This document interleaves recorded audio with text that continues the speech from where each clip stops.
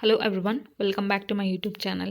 ఈరోజు మనం డిస్కస్ చేయబోతుంది CA final DT case study 1 and 2. First case scenario 1లో స్టోరీ మొత్తం క్రక్స్గా ఎక్స్ప్లెయిన్ చేస్తాను. ఇందులో నలుగురు ఉన్నారు, అందులో ముగ్గురు వచ్చేసరికి బిజినెస్ చేస్తారు అండ్ 1 పర్సన్ వచ్చేసరికి ప్రొఫెషన్ అనమాట. అయితే ప్రెజెంటేటివ్ టాక్సేషన్ మొత్తం ఈ అప్లై అవ్వాలి అంటే ఫస్ట్ ఎవరైతే పర్సన్స్ బిజినెస్లో ఇన్వాల్వ్ అయి ఉన్నారో వాళ్ళ టర్న్ ఓవర్ లిమిట్ వచ్చేసరికి లెస్ దెన్ 2 crores ఉండాలి.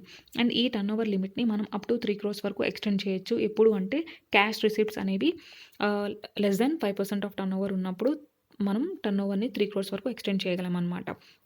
అలాగే ఒక పర్సన్ ప్రొఫెషన్లో ఇన్వాల్వ్ అయితే కనుక గ్రాస్ రిసిప్ట్స్ అనేవి లెస్ దెన్ 50 lakhs ఉన్నప్పుడు ప్రెజెంటేటివ్ టాక్సేషన్ అనేది అప్లికబుల్ అవుతుంది.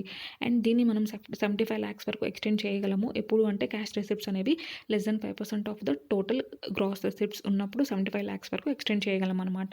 అలాగే ఫస్ట్ క్వశ్చన్ చూసేద్దాము. ఫస్ట్ క్వశ్చన్ ఏంటి అంటే which of the following individuals are eligible to declare the income on presumptive basis under the provisions of the income tax. So first ఇది. So presumptive బేసిస్లో ఎవరెవరు applicable అవుతున్నారు అన్నది క్వశ్చన్.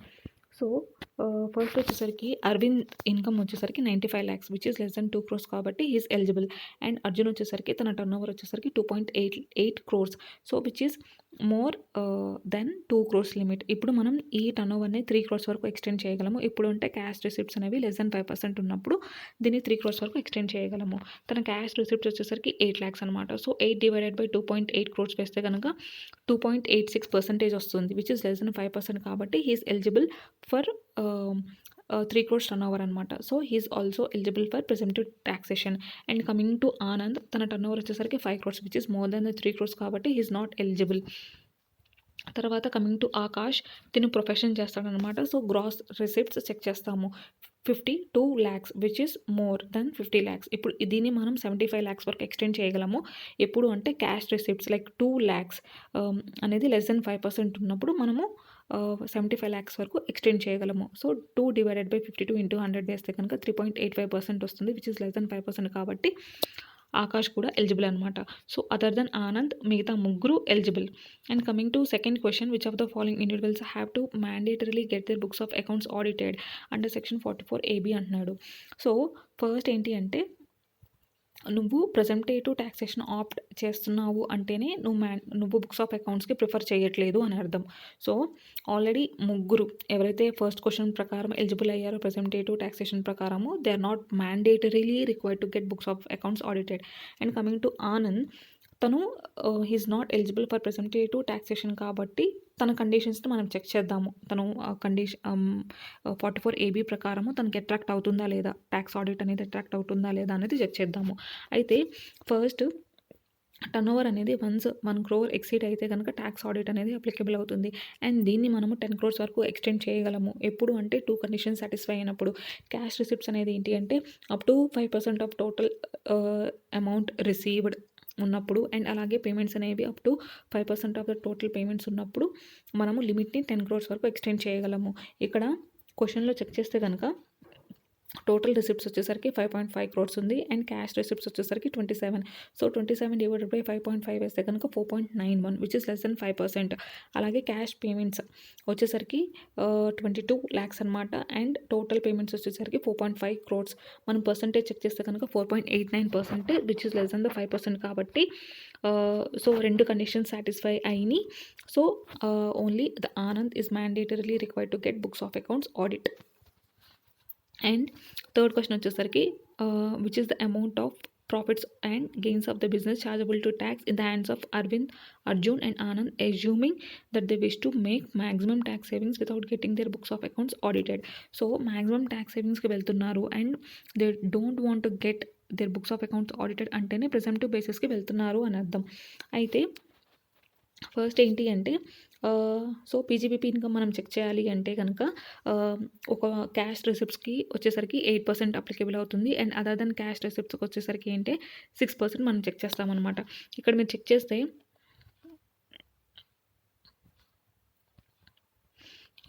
చేస్తే total amount received through NEFT and RTGS వచ్చేసరికి 85 lakhs. So దీని మీద మనం 6% వేస్తాము. అండ్ క్యాష్ రిసిప్ట్స్ వచ్చేసరికి 10 lakhs అనమాట. ఎందుకంటే మొత్తం టర్న్ ఓవర్ వచ్చేసరికి 95 lakhs కాబట్టి ఆల్రెడీ 85 lakhs అనేది other than cash mode receive చేసుకుంటున్నాము. సో బ్యాలెన్స్ 10 lakhs వచ్చేసరికి క్యాష్ మోడ్లో రిసీవ్ అయినట్టు.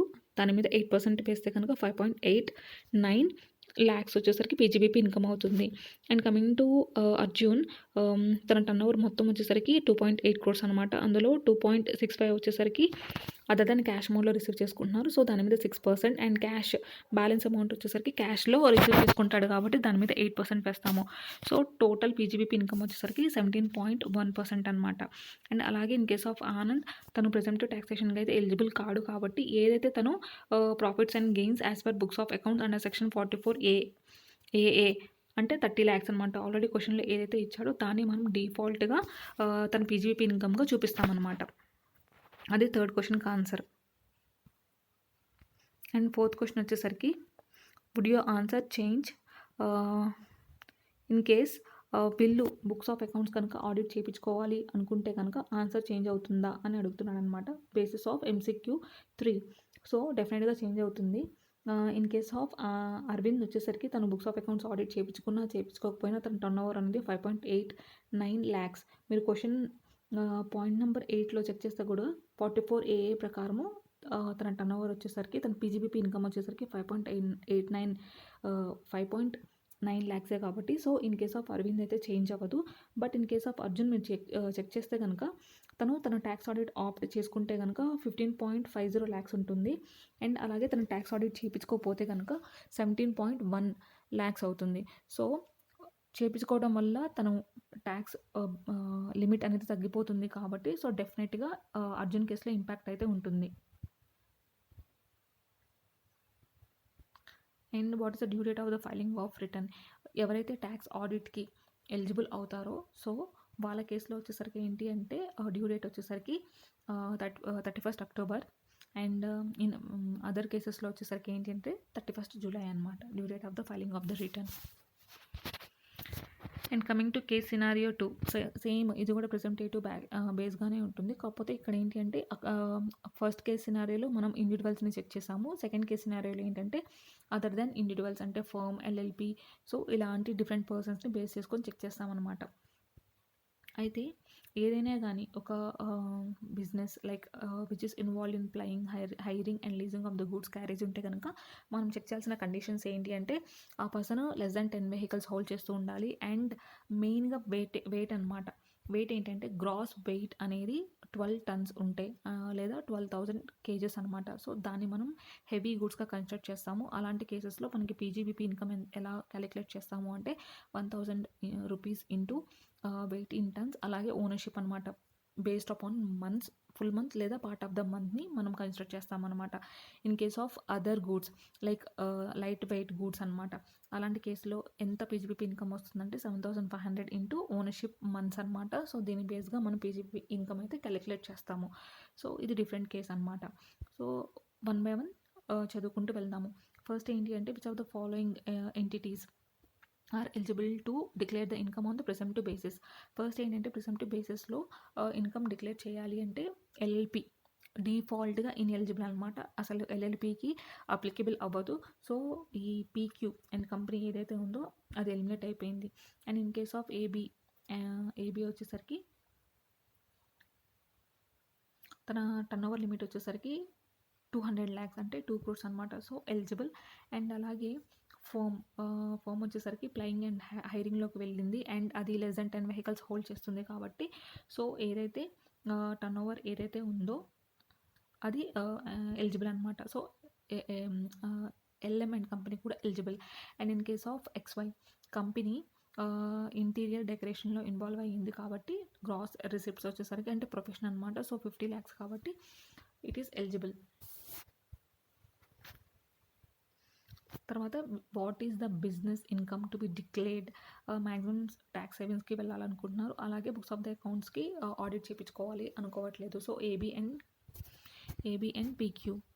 AB కేసులో ఏంటి అంటే పీజీబీపీ ఇన్కమ్ డిక్లేర్ చేస్తున్నారు ప్రెజెంటివ్ ట్యాక్సేషన్ ప్రకారము అంటే ఎలా వెళ్తుంది? In case of cash receipts అయితే కనుక 8% వెళ్తుంది. And other than cash receipts అయితే కనుక 6% అనమాట.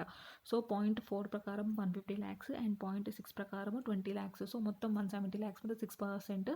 అండ్ అలాగే 0.5 ప్రకారం 30 lakhs. దాని మీద 8% వేసుకుంటే కనుక 12.6 lakhs అనమాట. And in case of PQ ఈ ఫామ్లో ఏంటి అంటే ఎల్ఎల్పి. సో ఎల్ఎల్పికి ఏంటి అంటే ప్రెజెంటివ్ ట్యాక్సేషన్ ఎలిజిబుల్ అవ్వదు కాబట్టి ఏదైతే వీళ్ళ ఇన్కమ్ ఏదైతే ఉందో లైక్ 4.5 lakhs 0.9 ప్రకారము ఏదైతే profit as per the books of accounts ఏదైతే ఉందో దాన్ని మనం డిఫాల్ట్గా డిక్లేర్ చేస్తామన్నమాట.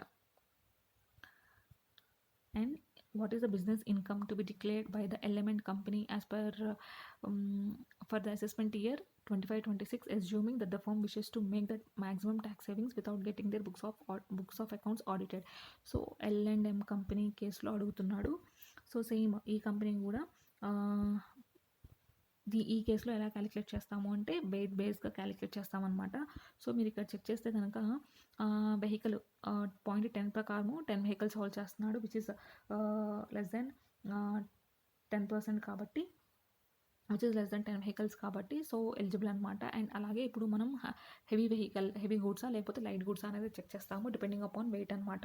సో 8,000 kgs ఉంది. సో లైట్ వెయిట్ కాబట్టి 7,500. అలాగే నెంబర్ ఆఫ్ వెహికల్స్ వచ్చేసరికి 3 and ownership months. So part of the use అనేది పుట్ టు యూజ్ అనేది మనకి రిలవెంట్ కాదు, డేట్ ఆఫ్ పర్చేస్. సో మనం మంత్స్ పర్చేస్ చేసిన తర్వాత మనకి ఓనర్షిప్ రైట్ అనేది వస్తుంది కాబట్టి అక్కడ నుంచి మనం ఓనర్షిప్ మంత్స్ క్యాలిక్యులేట్ చేస్తామన్నమాట. సో ఈవెన్ 1 మంత్లో 1 day మనం హోల్డ్ చేసినా కూడా మనం కంప్లీట్ ఆ మంత్ని కన్సిడర్ చేస్తాము. సో మేలో పర్చేస్ చేసాం కాబట్టి మొత్తం 11 months మనకు ఓనర్షిప్ వస్తుంది. అలాగే సెకండ్ వచ్చేసరికి 9,000 kgs which is light vehicle. అప్పుడు 7,500 into 2 into ఓనర్షిప్ మంత్స్ ఎన్ని ఉంటే అన్ని క్యాలిక్యులేట్ చేసుకుంటాము. అలాగే సేమ్ అలా క్యాలిక్యులేట్ చేసుకుంటూ వస్తే కనుక 5th కేసులో 12,000 kgs అన్నాడు. సో ఈ 12,000 kgs అనేది హెవీ గూడ్స్ ఎప్పుడు అవుతుందంటే కండిషన్ ఏంటి అంటే గ్రాస్ వెయిట్ అనేది 12,000 kgs ఎక్సీడ్ అయినప్పుడు మాత్రమే హెవీ గూడ్గా కన్స్ట్రక్ట్ చేసి మనం డిఫరెంట్ క్యాలిక్యులేషన్ చేస్తాము. సో 5th కేస్ సినారియో కూడా 7,500 లిమిట్ అప్లికేబుల్ అవుతుంది. 6th కేసుకి వచ్చేసరికి 13,000 అన్నాడు కాబట్టి ఇప్పుడు మనము 1,000 into weight in tons 13,000 లేదా 13 tons into 2 months హోల్డింగ్, అలాగే 2 vehicles, అలాగే number of months of ownership. So ఇక్కడ క్యాలిక్యులేషన్ అయితే చేశాను, ఇది చూస్తే కనుక మీకు అర్థమైపోతుంది. దీని బేస్గా మనం పీజీబీపీ ఇన్కమ్ క్యాలిక్యులేట్ చేస్తాము. అలాగే ఓన్లీ సెక్షన్ 44 ఏఈలో మాత్రమే ఏదైతే మనం రెమ్యునరేషన్ అండ్ ఇంట్రెస్ట్ ఏదైతే పే చేస్తున్నామో దాన్ని డిడక్షన్ వస్తుందన్నమాట. ఓన్లీ 44 ఏఈ ప్రకారమే డిడక్షన్ వస్తుంది. మీకు అర్థమైందా? ఇక్కడ ఏంటి అంటే ఈ వెహికల్స్ని హెవీ కూడా లేకపోతే లైట్ కూడా అన్నది క్లాసిఫికేషన్ దేని బేస్గా కన్స్ట్రక్ట్ చేస్తున్నామంటే గ్రాస్ వెయిట్ని బేస్ చేసుకొని క్యాలిక్యులేట్ చేస్తున్నాము. సో వన్స్ గ్రాస్ వెయిట్ అనేది 12,000 kgs లేదా 12 tons ఎక్సీడ్ అయినప్పుడు మాత్రమే అది హెవీ గూడ్గా కన్స్ట్రక్ట్ చేసి ఒక లిమిట్ అనేది కన్స్ట్రక్ట్ చేస్తున్నాము. వన్స్ అది లైట్ వెయిట్గా క్లాసిఫై అయ్యింది అంటే డిఫరెంట్ కండిషన్ బేస్డ్గా మనం క్యాలిక్యులేట్ చేస్తున్నాం అనమాట పీజీబీపీ ఇన్కమ్ అనేది. అండ్ 4th క్వశ్చన్ వచ్చేసరికి what is the income to be declared by the X and Y company under the head PGBP, assuming that the firm wishes to make the maximum tax savings without getting the books of the accounts audited. So X and Y వచ్చేసరికి firm అది decoration interior decoration అనేది ప్రొఫెషన్లో ఉంది కాబట్టి gross receipts 50 lakhs ఉంటే కనుక అప్పుడు 50 lakhs ఉంటే కనుక 50% అనేది పీజీబీపీ ఇన్కమ్గా క్లాసిఫై అవుతుందన్నమాట. సో 50% ఆఫ్ 50 lakhs వచ్చేసరికి 25 lakhs ప్రెజెంటివ్ ఇన్కమ్ పీజీబీపీ ఇన్కమ్గా డిక్లేర్ చేస్తాము. Would you answer be different to MCQ 3 and 4 would change if the firm decided to get their books of the accounts audited. మన condition ఏంటి అంటే ప్రెజెంటివ్ income follow అవుతుంది అంటేనే tax ఆడిట్కి వెళ్ళట్లేదు అని అర్థం. సో నువ్వు ట్యాక్స్ ఆడిట్కి వెళ్తున్నావు అంటే నువ్వు ప్రెజెంటివ్ ట్యాక్సేషన్ ఫాలో అవ్వట్లేదు అని. నువ్వు ఆడిట్ చేయించుకుంటే కనుక ఫస్ట్ ప్రాఫిట్ ఎంత వస్తుంది? 1,00,000 వస్తుంది. నువ్వు ఆడిట్ చేపించుకోకపోతే ప్రాఫిట్ వచ్చేసరికి 4.36 4,36,500 అనమాట. సో, టాక్స్ ఆడిట్ చేపించుకోవటం వల్లనే బెనిఫిట్ ఉంది. ఎందుకు ప్రాఫిట్ అనేది తగ్గుతుంది కాబట్టి టాక్స్ లయబిలిటీ ఆటోమేటిక్‌గా తగ్గుతుంది. And in case of XYZ వచ్చేసరికి ఏంటి అంటే ఆడిట్ చేపించుకుంటే 25 లాక్స్ అనమాట. ఒకవేళ ఆడిట్ చేపించుకోకపోతే 20 లాక్సెస్ అనమాట. సో, ఆన్సర్ అనేది డిఫరెంట్‌గా చేంజ్ అవుతుంది కాబట్టి in both the scenarios different answer అనమాట. ఆన్సర్ అనేది చేంజ్ అవుతుంది.